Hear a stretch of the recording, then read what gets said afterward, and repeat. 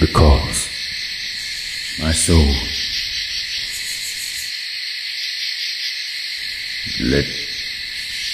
let me not name it to you, you chaste stars.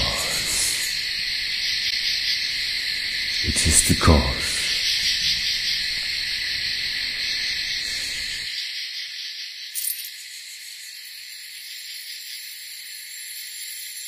Yet I'll not shed her blood, nor scar that whiter skin of hers than snow, and smooth as monumental alabaster. Yet she must die, else she'll betray more men. Put out the light, and then put out the light.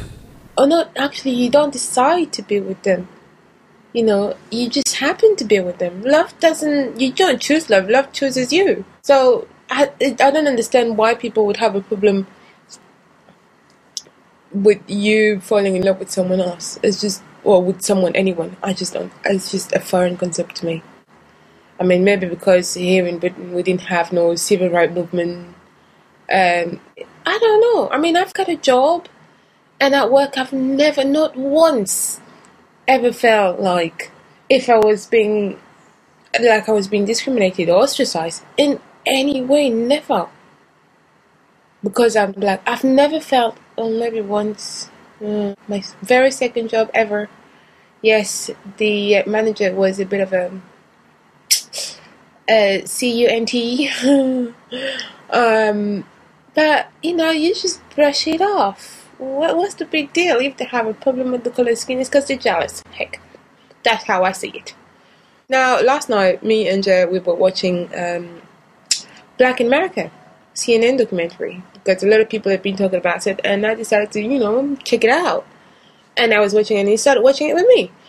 And we've always wanted to travel. I've always wanted to go to America just to visit, obviously. I've always wanted to go to the States just to see if it's as beautiful as they say it is. But now we're coming to the point where we're like, maybe not, because I don't want to spend my money to get on a plane, travel 9 hours to get to a place where people are going to start giving me shit because my boyfriend is white. Well, pretty good. I'm getting behind in my study, and I have my first midterm next week. Well, I gotta go. This was kintécast number 3, Othello, the Moor of Venice. It starts with some magnetic tape recordings I made in college at UCSB circa 1987 with my second serious girlfriend, Sandra Esparza, and her roommate, the flute player that you heard, Tasha. I'm sorry, I don't remember her last name, and she's really cool. Next comes a track from Steve Connell's Intimate Nature of Knife Fights. I call this track Country Lies Between Us, and the excellent vocals sets the tone for reaching the character of Desdemona in this show. I apologize for not knowing who this vocalist is, and any accusations of this thing we might call reverse racism is a gross misrepresentation. You can purchase this Steve Connell work from steveconnell.com. That's 2 L's. 2 N's, too. So, we get to my favorite Juilliard graduate, Sandra Quarterman, playing Desdemona. She's in a soundspace I designed using audio from a Spanish museum, La Casa Encendida, in Vernissage TV footage from Heinrich Schmidt and his dedicated team. Check out the 2009 quick interview of Vernissage TV, celebrating their 1000th video at WeMakeMoneyNotArt.com. That's WeMakeMoneyNotArt.com. hyphens in between all the words, right?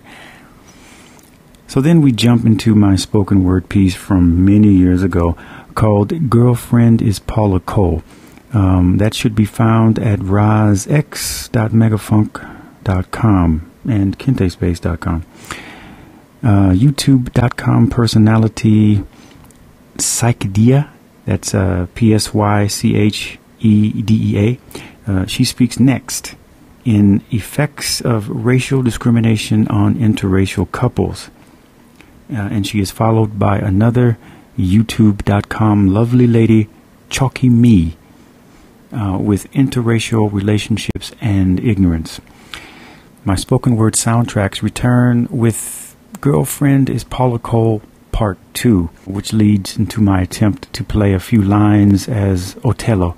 The sound components used in this scene come from Kit Watkins, his Ambient Realms collection for Sony Creative Software.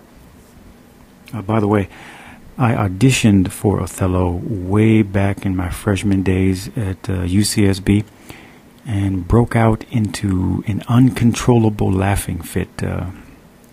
Obviously, I didn't get the part.